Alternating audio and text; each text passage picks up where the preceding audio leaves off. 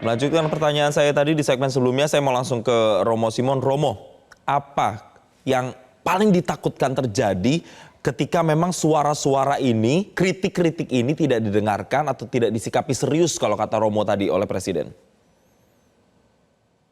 Itu pertanyaannya bagus itu, apa yang ditakutkan ya. Saya tidak mengatakan apa yang saya takutkan ya, tapi apa yang merupakan keprihatinan dari hati saya. Seandainya pihak kekuasaan tidak mendengarkan, yaitu sebuah déjà vu, sebuah pengalaman kembali, melihat kembali apa yang tahun 98 terjadi.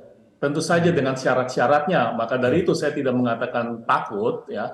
Ya itu dalam 98 kan ada banyak ciri yang dominan di situ, tetapi ada dua ciri yang sangat kelihatan di situ. Yang pertama, mosi tidak percaya dari masyarakat pada berbagai level terhadap pemerintah besar. Dan ini mengkristalisasi dalam gerakan mahasiswa yang ke jalan dan menduduki secara harafiah gedung DPR MPR. Itu satu ya. Dan mosi tidak percaya itu di mana-mana sekarang sudah terasa. Kita lihat dari Sabang sampai Merauke. Saya waktu itu juga mewakili juga dari seluruh Indonesia ya, Sekolah Tinggi Teologi dan Filsafat. Itu kelihatan. Ini tidak diorkestrasi dan persoalan yang ditunjuk jelas, pelanggaran etika. Juga keputusan negara jelas dengan hasil Mahkamah Konstitusi dan hasil berkaitan dengan kode etik berkaitan dengan panitia pemilu. Ya, itu pertama. Jadi mosi tidak percaya menurut saya sudah terasa nih dalam hati perasaan masyarakat. Tetapi yang kedua ini belum terjadi, yaitu krisis moneter, krisis ekonomi. Nah, sekarang kan kita lihat nih bahwa ada usaha dari pemerintah, dari banyak pihak juga termasuk partai politik, feeling saya bahwa mereka tidak mau yang kedua ini terjadi. Kalau kedua terjadi dan pertama mesti tidak percaya terlalu besar, yang saya prihatinkan, mungkin tidak saya takutkan, belum gejala-gejalanya belum sampai begitu kok. Itu adalah sebuah pengalaman kembali dari tahun 98. Terima kasih, Jason. Baik, Romo, lalu langkah apa yang kemudian harus diambil oleh Presiden Joko Widodo? Kalau hanya berbicara soal ya ini kan demokrasi sah-sah saja, itu kan tidak cukup. Butuh langkah yang benar-benar bisa meredamkan situasi dan juga mengakomodir suara-suara yang selama ini disuarakan oleh para sivitas akademika dan kaum intelektual, Romo. Ya, langkah yang pertama mesti dilakukan pemerintah dalam hal ini Jokowi itu adalah menjalankan apa yang memang sudah ditentukan secara hukum. Hukum itu kan mempromosikan nilai. Hukum itu mempromosikan sebuah nilai atau nilai moral atau nilai etika yang memang mau mengatur tata hidup masyarakat. Kalau hukum misalnya mengatakan presiden boleh kampanye, tetapi bukan hanya boleh kampanye itu yang dikutip, yang seakan-akan dengan tulisan besar ada hukum boleh kampanye, tetapi kan ada persyaratan lain bahwa misalnya kalau dia mencalonkan kembali, nah dia tidak mencalonkan kembali. Dan kedua, kalau kemudian dia cuti, lah dia tidak mencuti, tidak ambil cuti. Ini kan berarti ada yang nggak beres di situ. Jadi dalam hal hukum positif sendiri itu ada pelanggaran.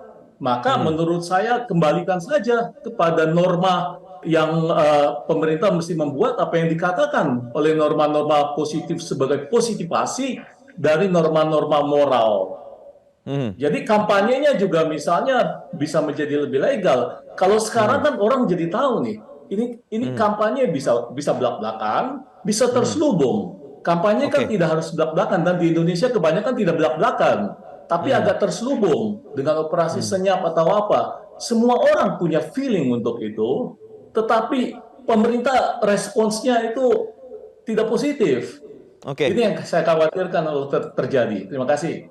Tindakan-tindakan itu harus diambil atau di-statementkan atau diucapkan atau dinyatakan kepada masyarakat kapan? Karena kita tahu pemilu deh yang paling dekat di depan mata ini sudah tinggal Rabu depan ini, Romo. Ya, itu yang tadi saya katakan mestinya diambil dari dulu. Karena tadi Anda bertanya tentang apa yang harus dilakukan kan. Ini pertama mestinya diambil. Yang kedua itu menurut saya secara konsekuen itu dijalankan. Semua prinsip-prinsip yang memang ditetapkan dalam secara normatif lewat peraturan-peraturan pemilu. Kalau sekarang saya merasa agak telat, agak Oke, telat. Begitu, oke. Mas. Agak telat. Nah, saya sekarang mau tanya lagi ke Mas Hilmi. Mas Hilmi, kalau tadi sesuatu yang mungkin menurut Romo Simon diprihatinkan akan terjadi adalah adanya mosi tidak percaya, atau kita akan kembali lagi ke histori tahun 98. Tapi, Mas, kalau misalnya memang tuntutan kemarin dari mahasiswa itu tidak didengarkan, apakah ada kemungkinan mahasiswa juga akan bergerak turun ke jalan, Mas? Oke, tentu apa yang sekarang terjadi ini adalah suatu kemuakan yang akhirnya terjadi di tengah masyarakat, bukan hanya mahasiswa, bukan hanya para akademisi, bahkan di tengah masyarakat, tengah rakyat, tengah elemen-elemen, seluruh elemen yang ada di Indonesia ini merasakan kemuakan apa yang dilakukan oleh Presiden Joko Widodo.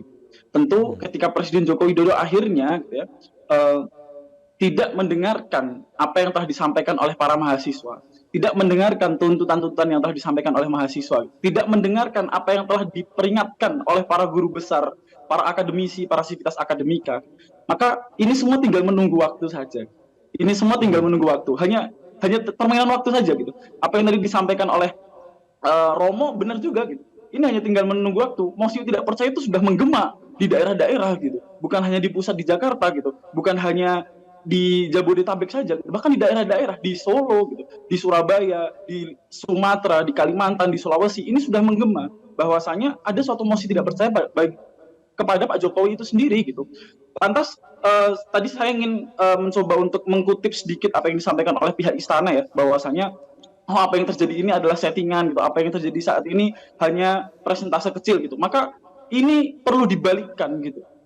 Maka ketika ini dikatakan suatu settingan, ketika guru besar sudah berstatement dikatakan settingan, maka siapakah yang settingan yang akhirnya terbukti mendesak salah satu rektor untuk memuji dan mengapresiasi kinerja Jokowi? Siapa yang pada akhirnya layak disampaikan bahwasanya yang mengatur setting ini gitu, kalau bukan pemerintah itu sendiri gitu. Seperti itu, Mas. Baik, Mas Hilmi, yang menarik juga dalam tuntutan ketika mahasiswa kemarin turun ke jalan ini kan bisa diartikan mungkin sudah riak-riaknya begitu yang mulai bergejolak belakangan. Tidak hanya untuk memakzulkan presiden, tapi juga mendesak para menteri di kabinet ini untuk mundur. Kenapa kemudian teman-teman mahasiswa ini juga merasa bahwa menteri-menteri di kabinet sekarang itu harus mundur? Oke, seperti ini. Ketika kita melihat suatu wadah, gitu, wadah ini telah terkotori oleh suatu tindakan-tindakan ketidakmoralan dan ketidaketikaan, maka sudah selayaknya wadah ini perlu ditinggalkan. Ini yang pada akhirnya mungkin bisa jadi suatu opsional bagi para menteri-menteri yang akhirnya merasa jenuh juga, merasakan kejenuhan yang sama seperti layaknya rakyat-rakyat, merasakan kejenuhan yang sama selayaknya para guru besar, merasakan kejenuhan yang sama selayaknya para sivitas akademika dan seluruh tokoh masyarakat gitu. Ketika merasakan kejenuhan yang sama, maka opsi ini perlu dipertimbangkan. Untuk apa? Untuk keluar dari kabinet dan meninggalkan kabinet Jokowi gitu, yang sekarang terbukti cukup kotor secara etik dan moral. Mas Hilmi, tadi kalau Anda katakan Anda merasa bahwa ada menteri-menteri yang juga merasakan keresahan yang sama dengan sivitas akademika. Apa dasar Anda mengeluarkan statement tadi? Ya, mungkin ketika kita melihat di pemberitaan, ketika melihat di berbagai macam media, bahwasanya ada suatu gonjang-ganjing di kabinet Jokowi, ada suatu ketidaknyamanan, bahkan Prof. Mahfud juga menyampaikan seperti itu. Maka ini menjadi dasar tersendiri gitu, bahwasanya mungkin ada suatu ketidaknyamanan juga di kabinet Pak Jokowi. Ada simbol begitu yang teman-teman mahasiswa Betul. baca begitu dari pergerakan para dan juga statement dari para elit begitu ya. Saya mau tanya lagi ke Romo. Romo, berarti selain Presiden Joko Widodo yang harus mengambil sikap walaupun tadi Romo bilang sudah terlambat begitu ya. Apa yang bisa dilakukan lagi ya oleh para elit-elit bangsa untuk kemudian bisa meredam situasi dan mengembalikan lagi demokrasi yang dianggap menyimpang ini ke jalur yang benar, Romo?